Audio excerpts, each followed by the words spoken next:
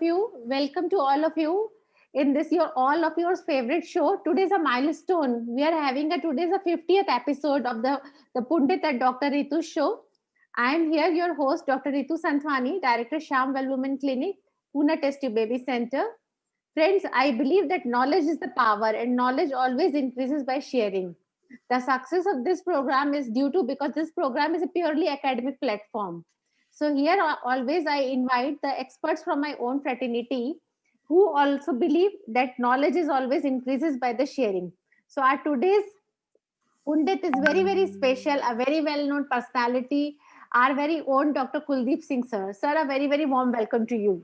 Thank you. Thank you so much. Yeah.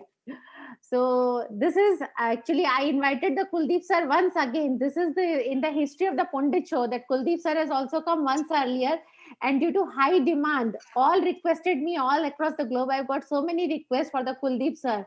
So sir, thank you so much for coming once again on my show. Yeah. So can I have a biography of sir, please? Vaibhav?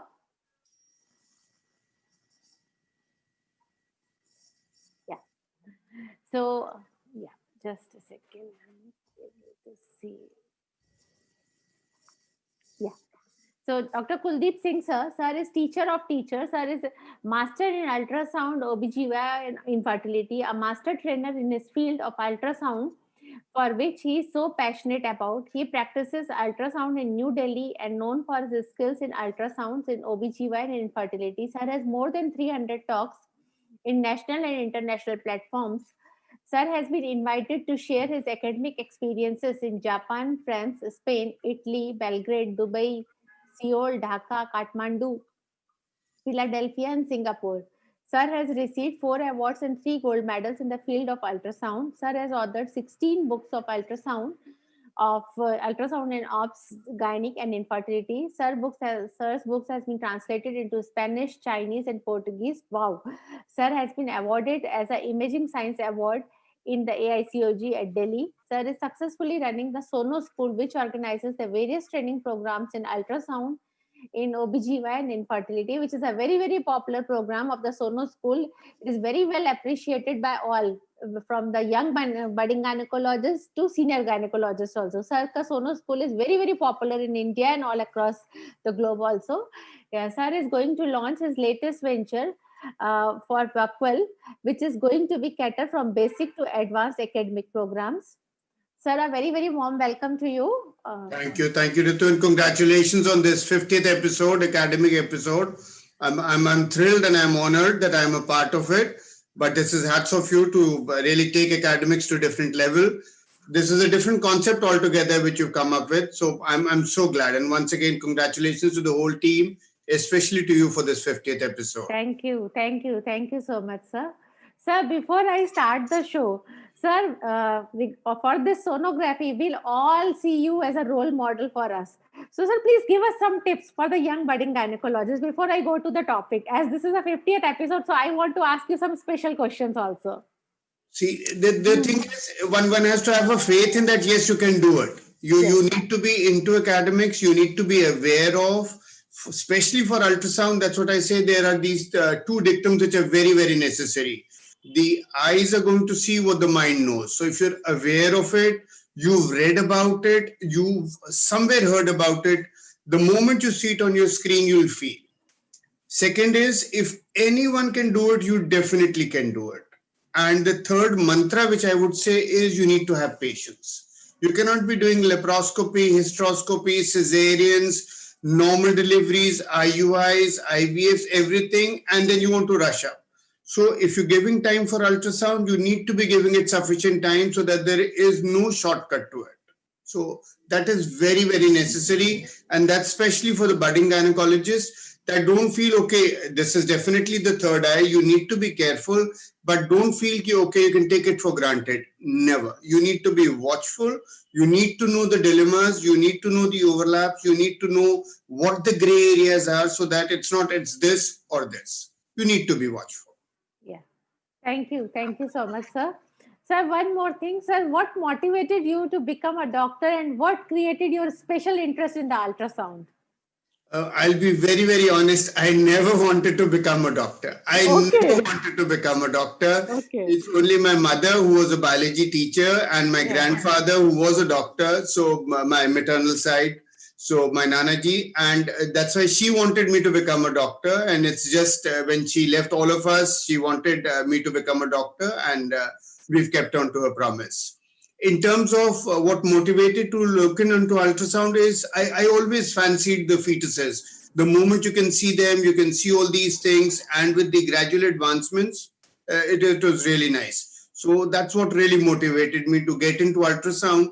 And the moment you start seeing the what nobody can see, and believe me, whenever I go anywhere and you see a parent rushing to you that yes, this is the baby that you've seen, or you're the first person who's told us about this, you feel thrilled about it. You feel thrilled. So that thrill is very necessary. True, true, true. So thank you so much, sir. So friends, as all of you have requested, lot of requests I have come for this topic. So today, sir is going to discuss with us regarding the sonological overlaps and dilemmas in the uterus. So friends, today we have changed a little bit of concept.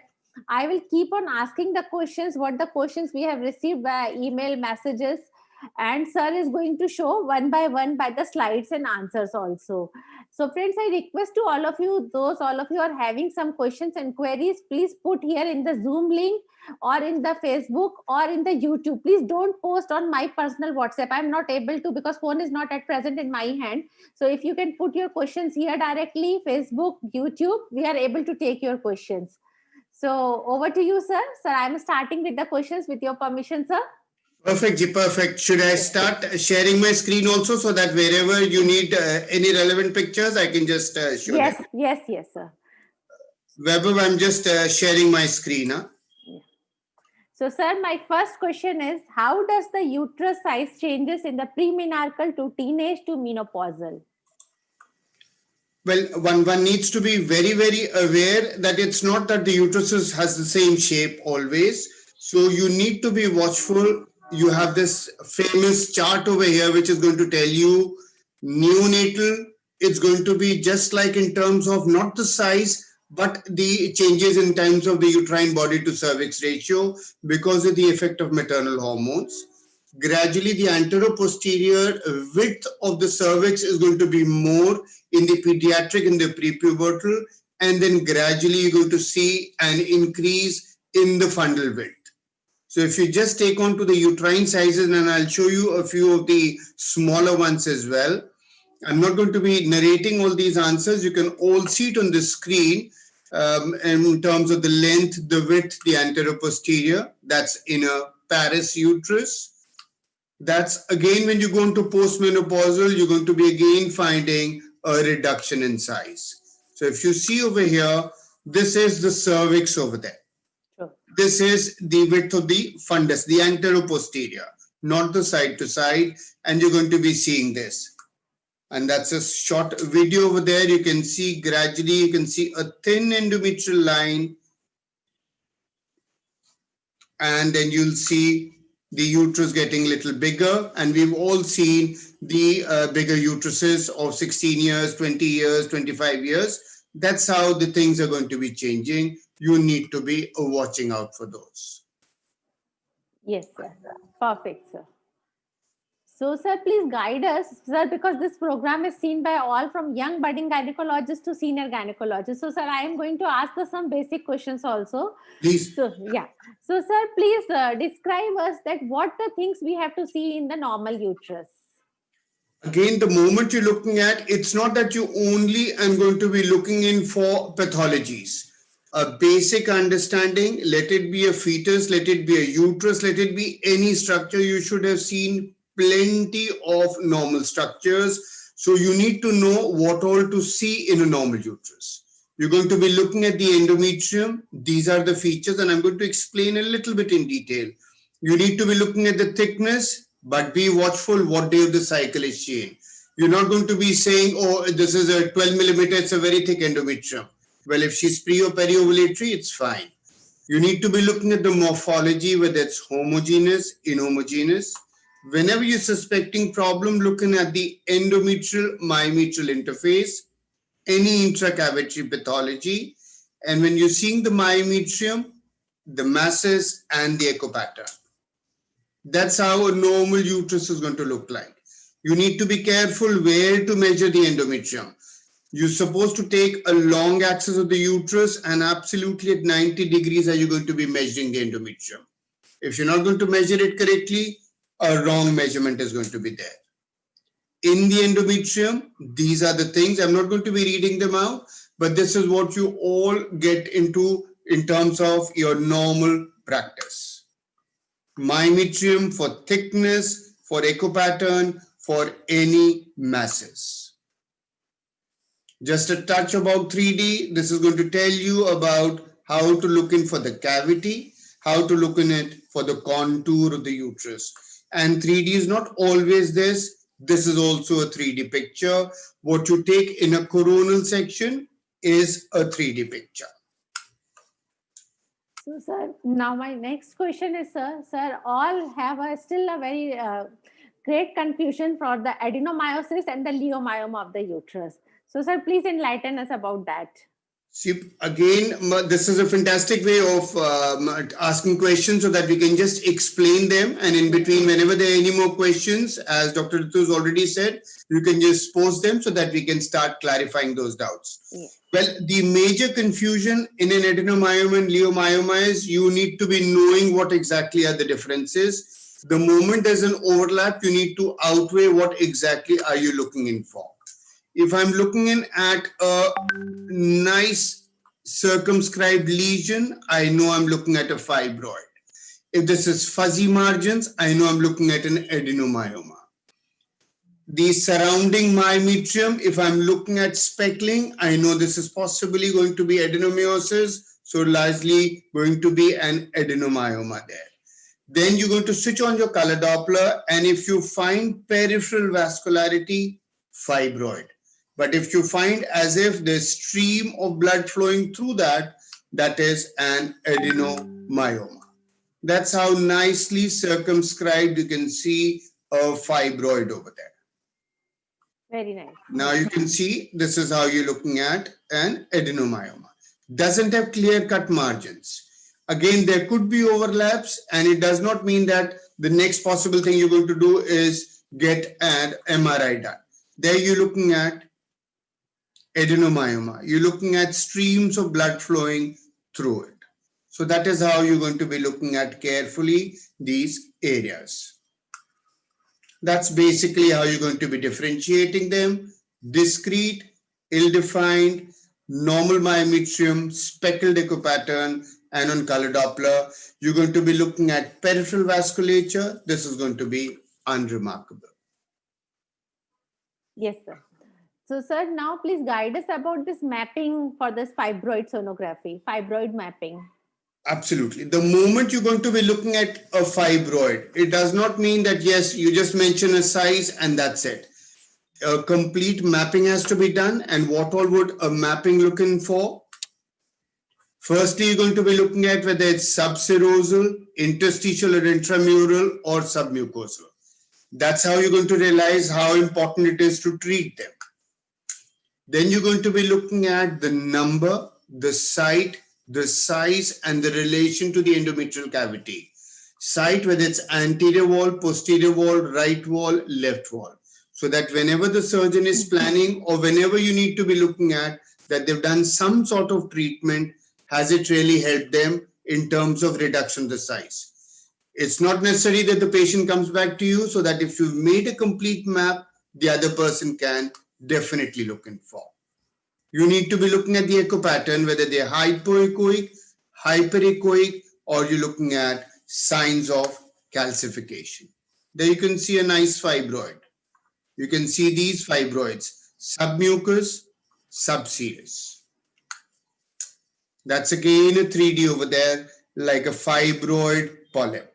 That's the endometrium, and you're looking at a large fibroid, posterior wall panmural fibroid, spanning from the endometrium up till the subserosal area. Calcification seen over there.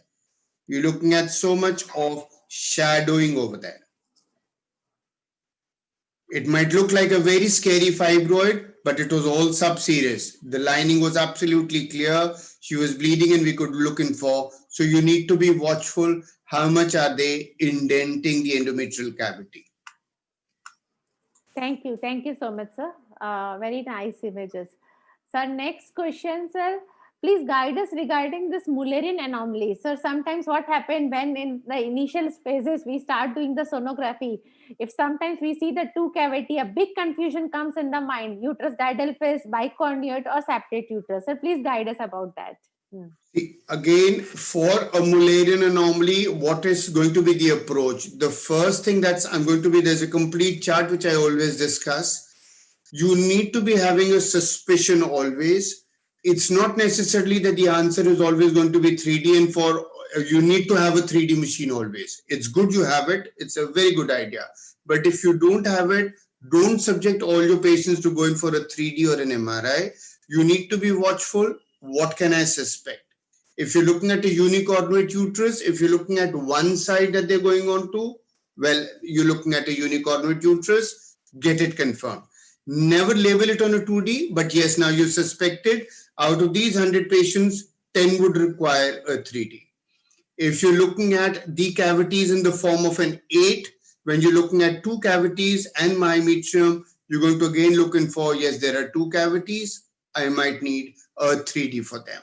So this is how you're going to be following them up. Hyperplastic uterus, any DES exposure, which no longer is now there. If you're looking at a single uterine horn, whether it's a unicornuate uterus, whether is there a rudimentary horn or not. The most important thing, and that confusion always is, am I looking at a bicornuate uterus or a septate uterus? For that, if the uterus is supposed to be like this, in a bicornuate, it's going to be like this. You're going to have a fundal dimple over there. So if you have that external cleft, then you're going to be looking at whether it's a uterus diadelphys, whether it's a bicornuate uterus. If there is no external cleft, but you're looking at two uterine cavities, because you cannot differentiate them on an HSG, you're going to be looking at whether it's normal, arcuate, or septate. Arcuate nowadays, they don't even consider it. And then you're going to be looking in for whether it is a complete one or a partial one. Any sort of Mullerian anomaly you're suspecting, please see the kidneys. Make it a habit of looking at the kidneys, because that's what's most important. Just a few tips. You're looking at a normal or an arcuate uterus. You're going to be drawing a line straight over here. This is less than a centimeter, normal or an arcuate uterus, and this intercornual angle is going to be more than 90 degrees. Yes, sir. You draw a line from here, endometrial to pit distance. Septate uterus, this angle is going to be less than 90 degrees, and this is going to be from a line drawn here to here, more than 1.5 centimeters. Every 6 months, every year, some sort of a classification changes. What you need to be is, am I looking at any dimple over here? Is my external fundal contour either flat or convex? The moment you see a dimple, bicornuate uterus. If you see over here, this is more than 15 millimeters, 17 millimeters. The moment you're looking at an indentation, you're going to suspect a bicornuate uterus, and you need to be following it up, how it is indenting. That's a bicornuate uterus. Very nice, sir. Sir, my next question is the same on the basis of the how to diagnose for the polyps. Well, the thing is, the moment you're looking at any intracavitary lesion, you're first supposed to be looking at what is the echo pattern. What is the clinical history? If you're looking at it's echogenic, you're supposed to be suspecting an endometrial polyp. If you're looking at it's hypoechoic, you're going to be thinking of it is a fibroid polyp. That's how you're going to be differentiating. The moment you have a single vascular pedicle or a maximum of 2 vascular pedicles, it's a polyp. If you're looking at multiple of the such flows, you're going to be thinking about fibroid. These are the overlaps, and that's what Dr. Ritu wanted us to clarify. And that is why there are so many of these dilemmas which we need to clarify them. You can see a polyp over there, echogenic, and a single vascular pedicle. Polyp. Very nice, sir. Very nice. Polyp. Yeah, yeah. On a 3D. And again, you need to be watchful. What stage of the cycle should you be looking for a polyp? You call them back on the second, third day, you'll not see a polyp. And you'll say this is all okay. They come back on the 10th day and you're again going to be seeing a polyp. So you need to be watchful. You need to be calling them mid-cycle when the endometrium is thickest. There you're looking at a pedicle going over there. That's a nice endometrial polyp seen over there. And you can see a pedicle over there. Very clear images, sir. Thank you so much, sir, for sharing such nice images with us. Thank you. Thank you. Sir, my next question is based on for the intrauterine adhesions, how to diagnose them via USG. See, again, the moment you're going to be suspecting, you need to be looking in for what are you going to be suspecting on the ultrasound.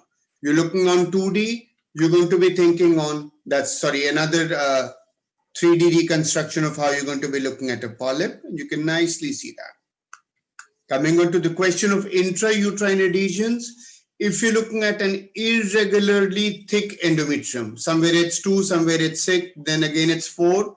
If it's irregularly thick, otherwise the endometrium is supposed to be pear-shaped. From thickest, it's supposed to come down to thinnest over there. So that's when you're going to be suspecting. If you're looking at tuberculous endometritis, the same thing. You could be looking at an irregular junctional zone. You could be looking at hyperechoic flex, or you can be looking in for a persistently thin endometrium. See that over here. The endometrium seems fine, but you're looking at these punctate foci in the junctional zone. There could be pathognomic for tubercular. You're never going to give a histopathological diagnosis. That's because of the pulling. You're again looking at a beak shape at the cornu over there.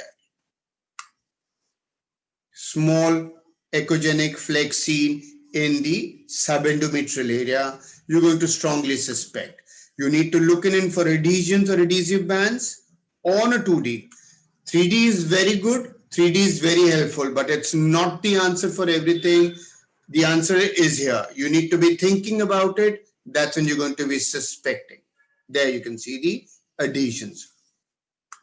And when you're looking at one pathology, does not mean you're not supposed to be looking in for fibroids or the other things. You're supposed to be looking in for all the pathologies. The same way, don't only see one anomaly, just try and see if they become a part of a syndrome. Very nice, sir. Very nice. Thank you so much, sir. Sir, my other question is regarding this endometrial malignancy only. So please guide us how can and when can we suspect via sonography the endometrial malignancy? The endometrial malignancy, if you see, it is more seen when you're looking at postmenopausal bleeding. So if somebody's come for a postmenopausal bleed, after postmenopausal bleed, you're supposed to be looking at the endometrium very carefully. Again, the answer is not straight away going for a color Doppler. You're first going to be, the patient has come to you, you're going to be looking at how thick is the endometrium. That's thickness. What is the morphology? And then you can switch on your color Doppler and see. If you're looking at peri or premenopausal bleeding with intramenstrual bleeding, you're going to be again suspecting that. It's not that it's only going to be endometrial malignancy in a postmenopausal. It can be previous also, though the chances are more later. You need to be watchful for how thick is the endometrium. You need to be watchful for endometrial myometrial differentiation. You're looking at over here nice and clear, but a fuzzy margin here. You're supposed to be careful. Less than 4, 5 to 8, more than 8, you need to be watchful for whether it's shown any HRT or not. That's how you're going to be deciding on what is going to be the next modality. Less than 4 millimeters, bleeding, should be atrophy, call her back a little fast. No bleeding, we know it's normal. Similarly for 5 to 8 or more than 8 millimeters. Thank you. Thank you so much, sir. So, sir, please enlighten us a little bit more about this thick endometrium. Well, if you're just looking at a thick endometrium, that can be possibly at any stage, at any stage.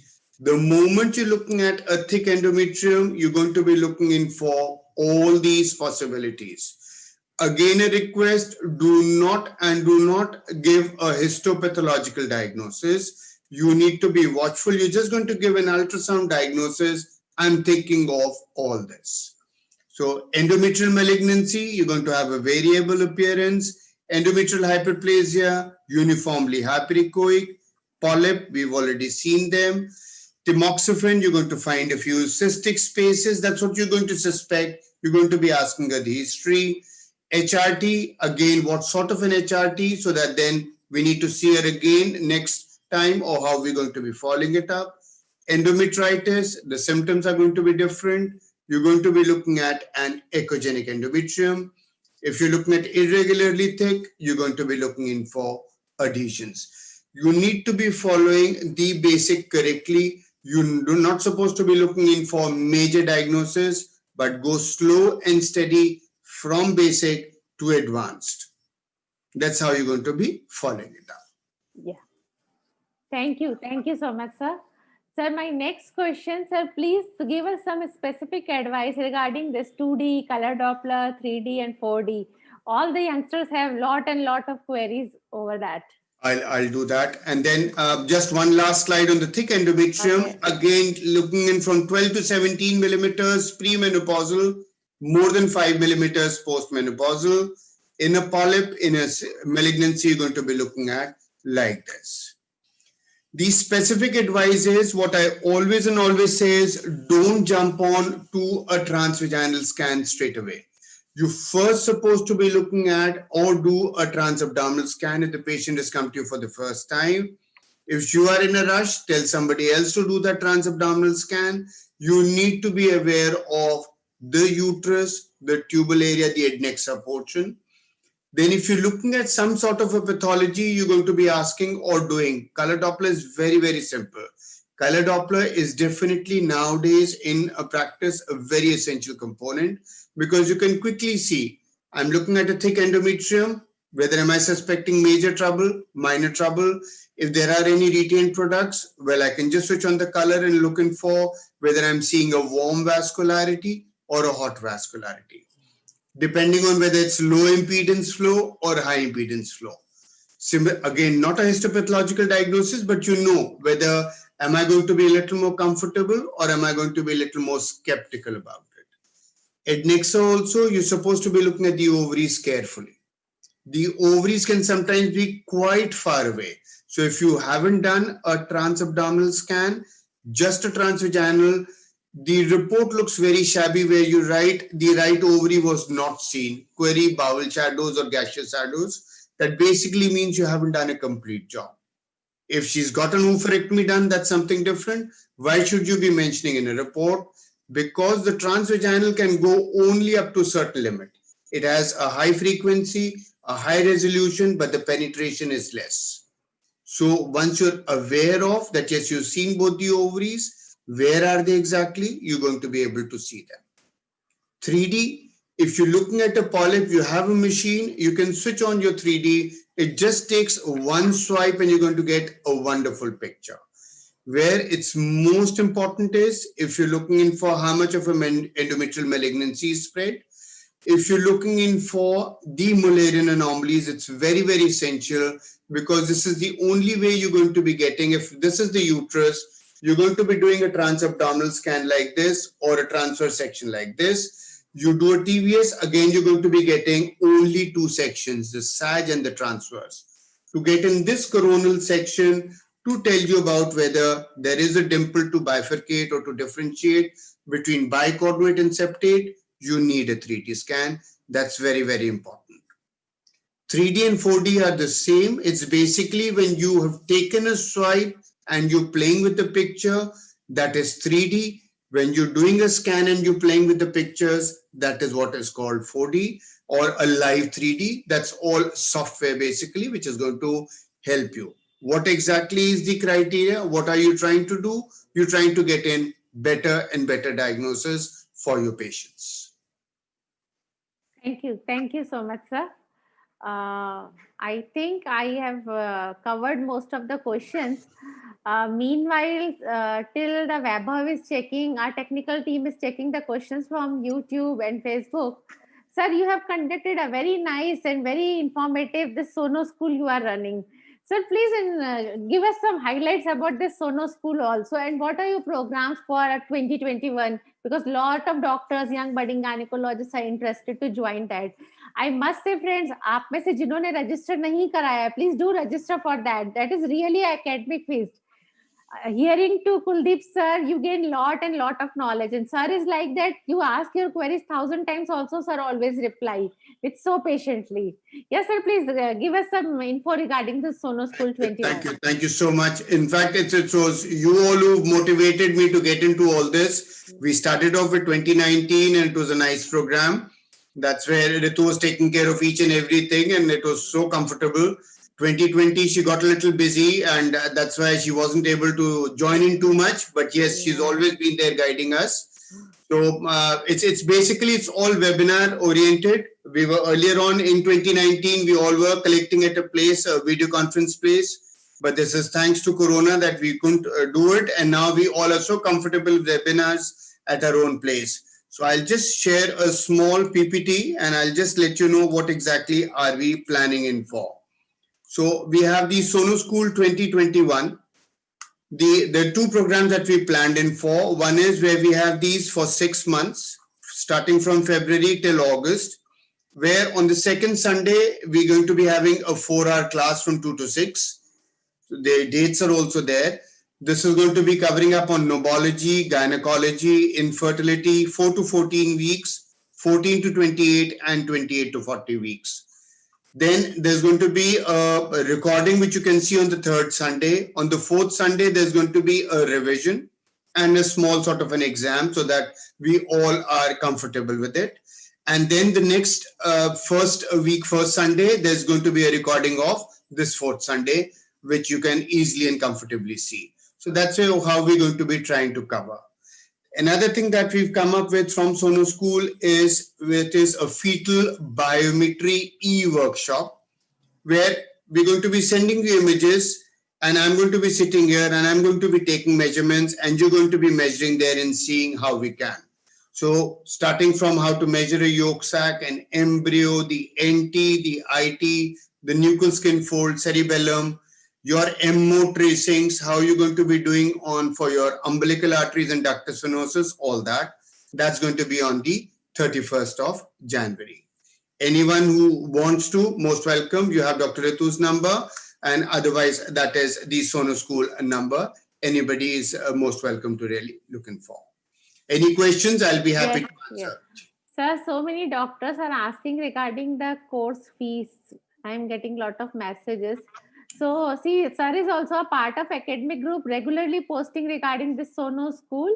And you can WhatsApp on this number regarding the further details. You can note it down.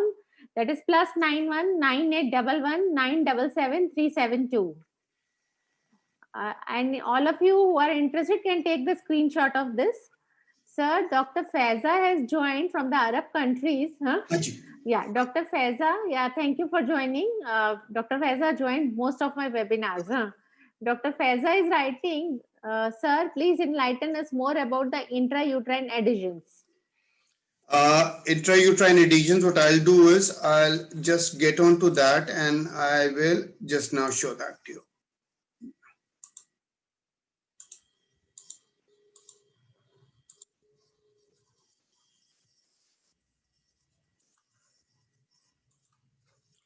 If you're looking at endometritis, I'll just explain a little bit. You can have it as thick, echogenic, fluid collection, moderately vascular. When you're looking in for acute endometritis, you can see for fluid collection here, you can see so much of vascularity.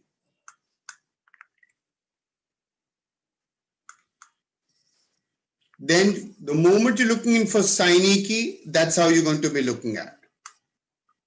You can look in for endometrial adhesions. There's going to be obliteration of the endometrial cavity. You're going to be looking in for the adnexal signs as well. You can nicely see it where all are the adhesions. You can see the adhesion here. That's the endometrium. If you see over here, it's a thick endometrium, but you're looking at something here, irregularly thick endometrium. You know you're looking at adhesions. The best part would be just instill a little bit of fluid and you'll be able to see all that. I don't do sonohysterography, so that's why I haven't shown in too many of these pictures. There you can see.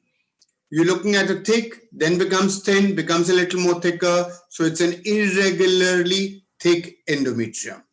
There is an endometrium which is thin throughout, is not picking up, especially in infertility patients. You know you're looking at trouble.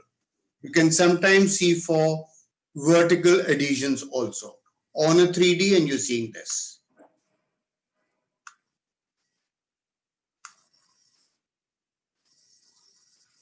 That's how you're going to be looking at.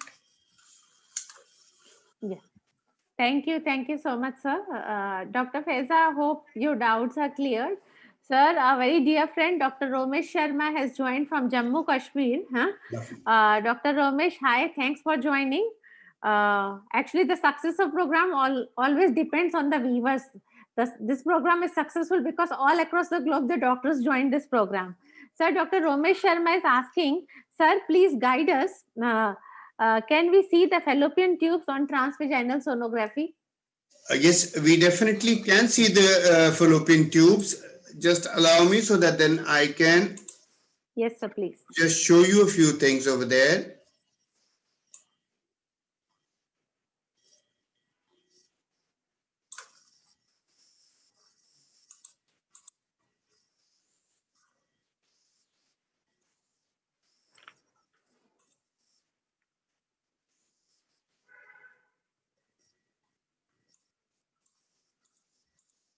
So, in concern of this, there is one more question by Dr. Poonam Gupta. So, Dr. Poonam is writing, please tell how to diagnose the hydrosalpinx. That's good. Glad I'm just opening that portion. That's why I have taken this question on the same concern. Perfect. I'm just opening that only so that then I can show you exactly. Yes, sir. Please take your own time. Weber, meanwhile, please will you check from the YouTube if there are some queries? Friends, I'm repeating again, please don't send on my personal WhatsApp. Please post here in the Zoom link or Facebook or YouTube. That's the answer for Dr. Romesh. Normal fallopian tube is difficult, but you can see it sometimes. There you can see a nice tube over there. That's the ovary. With high resolution transvaginal scanning, you can see the tube. If they're filled up with fluid, definitely, but otherwise you can sometimes, but not always. And you cannot see the patency by just a 2D scan. You always need to be careful that it's not bowel over there. That's what you're looking at, bowel. Then in terms of how you're going to be looking at, that's how the hydrosalpinx looks like. Tubular structure, retort shaped over there.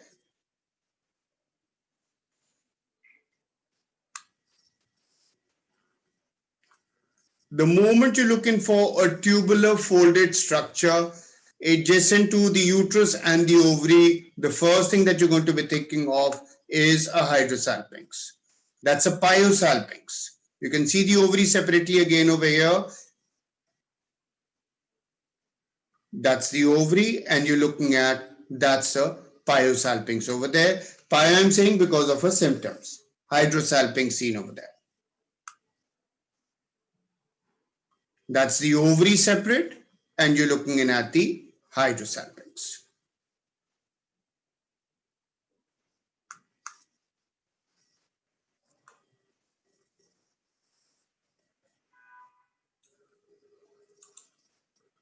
I hope I've been able to answer Dr. Romesh's and Dr. Poonam's answer the questions.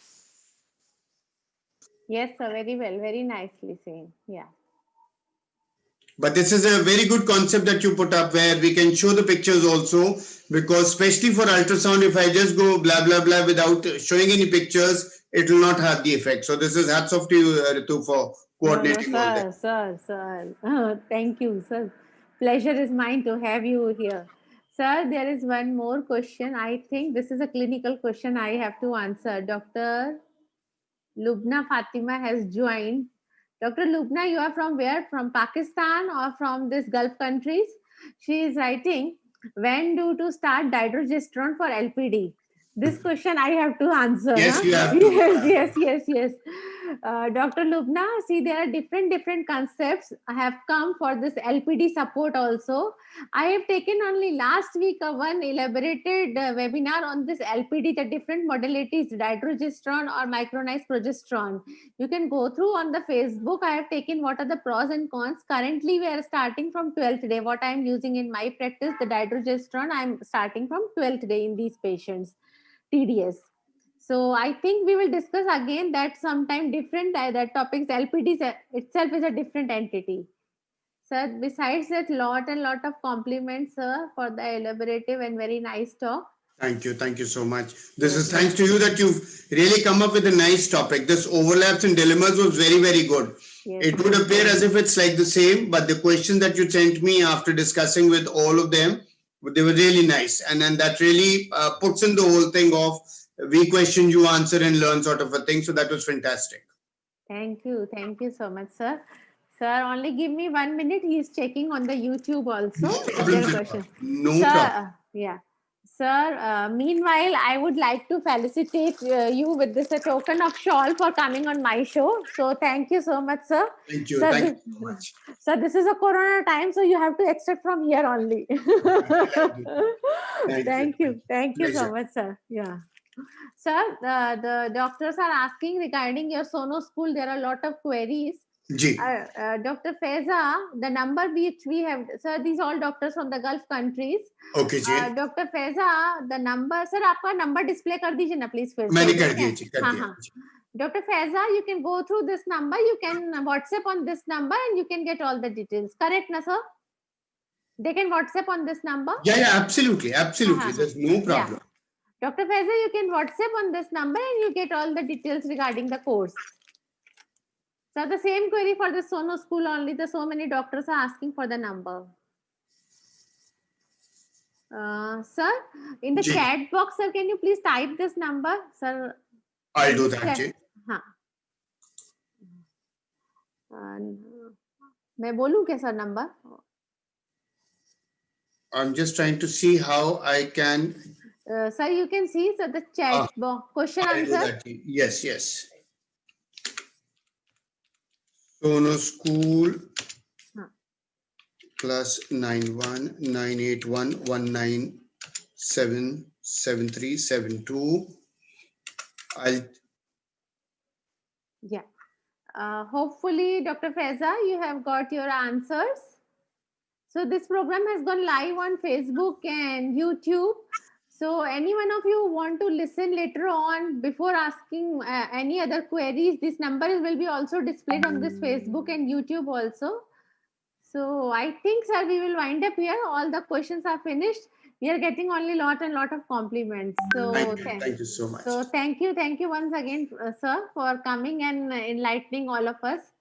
So friends, before I will wind up today, so tomorrow is the 51 episode, and tomorrow I am winding off the season 1 of the Pundit series.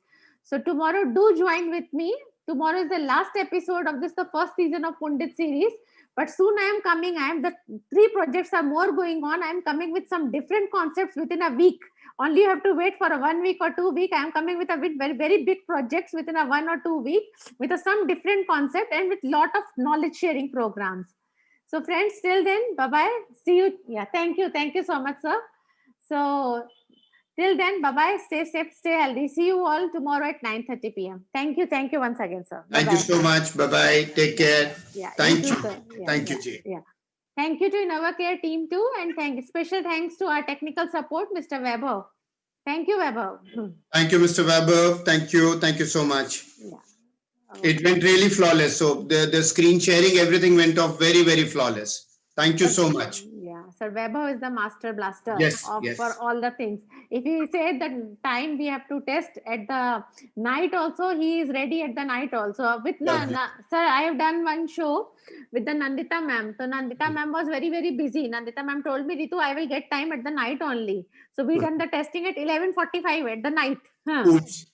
So Vaibhav kabhi bhi kuch nahi bolta. He is always ready. Ki whenever you want, ma'am, I am always ready.